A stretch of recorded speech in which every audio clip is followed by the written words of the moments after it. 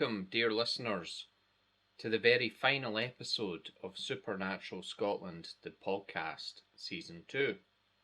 I am your host, Mark Smith, for one final time. We want to extend our deepest gratitude for joining us on this journey through the spectral landscapes and chilling histories of this incredible nation. Your support, your curiosity, and your shared fascination with the uncanny have made these past 2 seasons an absolute pleasure. Tonight, we bring our exploration to a close with a trio of tales that delve into the heart of Scotland's haunted soul. From the blood-soaked battlefields to the desolate moorlands, from grand echoing castles to windswept islands, Scotland's history is etched in both majesty and tragedy, and where shadows fall and memories linger, so too do the whispers of those who have gone before. Tonight, prepare for a final descent into the eerie heart of this land, as we explore the dark legacy of persecution, the lingering mysteries of a noble stronghold, and a poignant legend carried on the sea winds.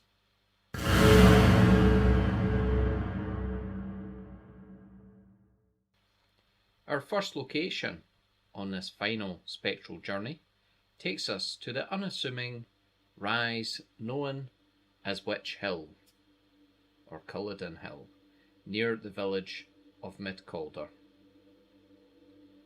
The history of Scotland is unfortunately marred by the dark chapter of the witch trials, a period of intense fear, superstition, and horrific injustice that swept across the nation in the 16th and 17th centuries, fueled by religious fever and anxieties.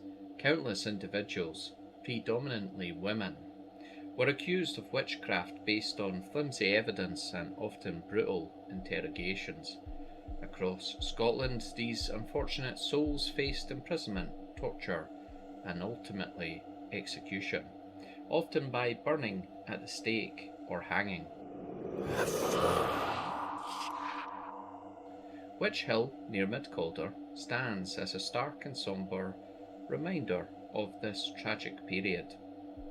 Local historical records and enduring oral tradition tell of this very hill being a site where numerous individuals were accused of witchcraft from the surrounding area met their agonising end. Under the zealous ministry of figures like Hugh Kennedy, the fear of the devil's work led to the persecution and killing of many innocent people on this very ground. Imagine the terror of those accused, the flames rising against the bleak landscape, and the collective fear that gripped the community. Witch Hill is not just a geographical feature, it is a place imbued with the suffering and the lost lives of those accused of crimes they likely never committed.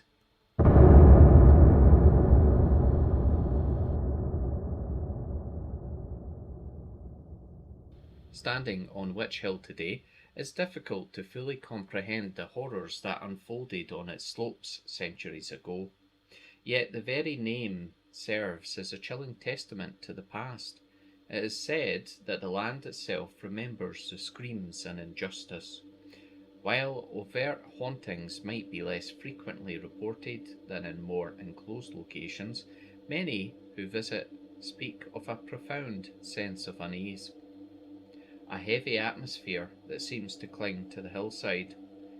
Some sensitive individuals have reported feeling overwhelming sadness or a sense of being watched by unseen eyes, perhaps the lingering echoes of those who met their tragic fate here. The wind that sweeps across the hill sometimes carries with it a feeling of sorrow, a whisper of the pain that was inflicted on this ground, the memory of the accused, the innocent lives lost to fear and superstition, is etched into the very fabric of Witch Hill. making it a place where the darkness of history continues to resonate, a silent memorial to a brutal past that Scotland must never forget. Recently, I started a ghost investigation with a couple of friends, Amy and John, and we visited this very hill at night time, taking with us equipment said to be good for ghost hunting.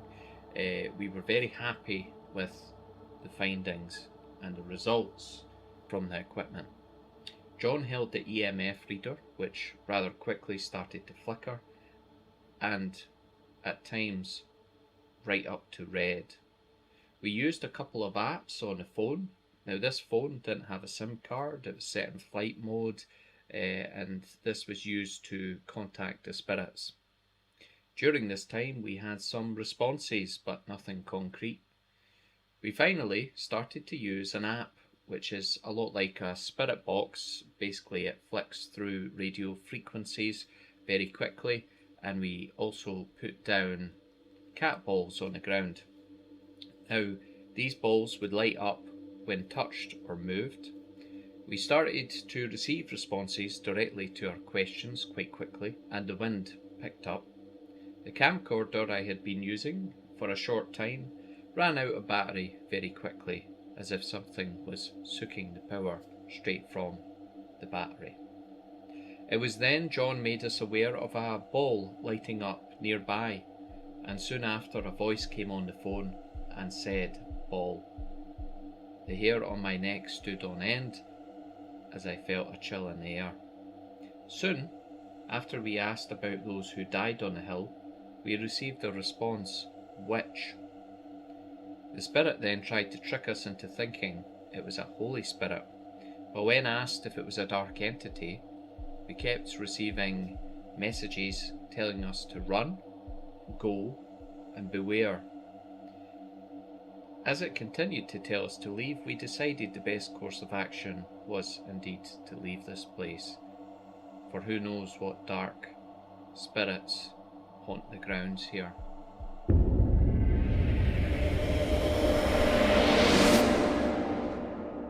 You can view this video on the YouTube channel by searching Supernatural Scotland Ghost Investigations.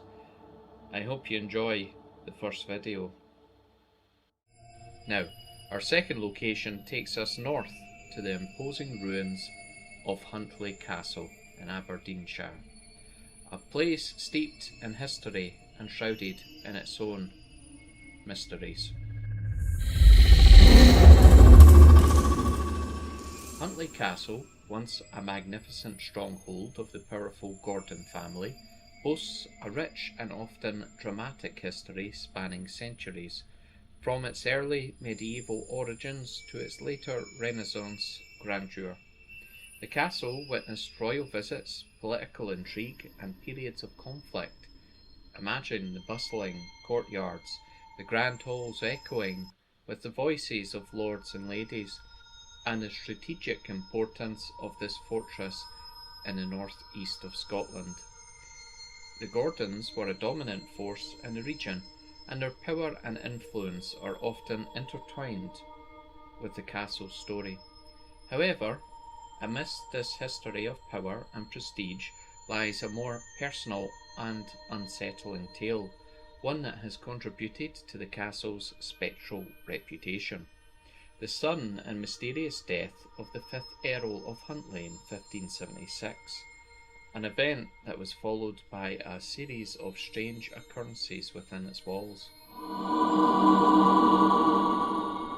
The circumstances surrounding the 5th Earl's death were never fully explained, leading to whispers of foul play or something more supernatural. Following his demise, the castle was reportedly plagued by unusual events. Servants and family members spoke of unexplained illnesses, strange noises echoing through the empty chambers, and a pervasive feeling of unease that settled over the castle. Some accounts even mention fleeting glimpses of shadowy figures, or a sense of an unseen presence watching from the darkened corners. One particularly enduring legend tells of the ghost of a woman, sometimes referred to as the Sad Lady, who is said to wander the ruins, perhaps connected to a tragedy within the Gordon family or the unexplained events of 1576. The imposing stone walls of Huntly Castle seem to hold these lingering energies, the echoes of a sudden death and a subsequent unsettling atmosphere, making it a place where history and spectral intertwine, leaving an enduring sense of mystery within its ruined grandeur.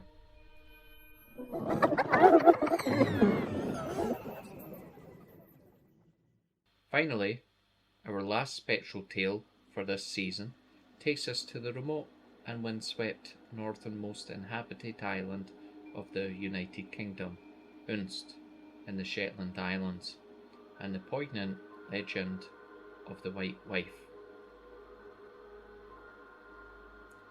Across the rugged landscape of Unst, particularly around the area of Loch Whitley, there are enduring tales of the White Wife. The legends vary slightly, but often tell of a beautiful woman who met a tragic end, frequently as a bride murdered on her wedding day, or a woman who drowned while desperately searching for her lost son in the loch.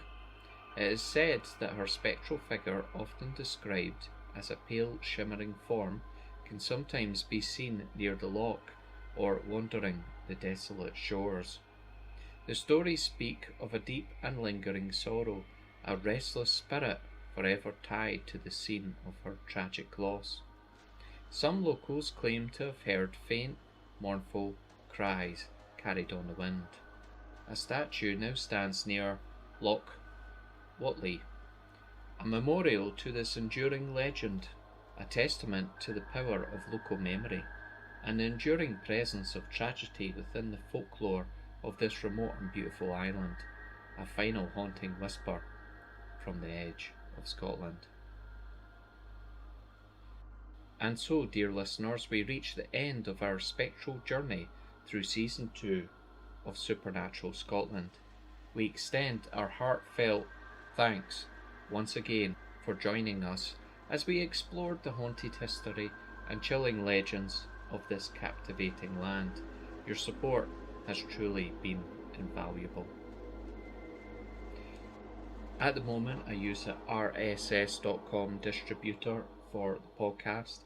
This kind of costs me a monthly fee, so once this episode has been up for a couple of weeks, I'm going to close down the RSS account. That means it will no longer be available on Amazon Music, Spotify, Audible, all those kind of ones.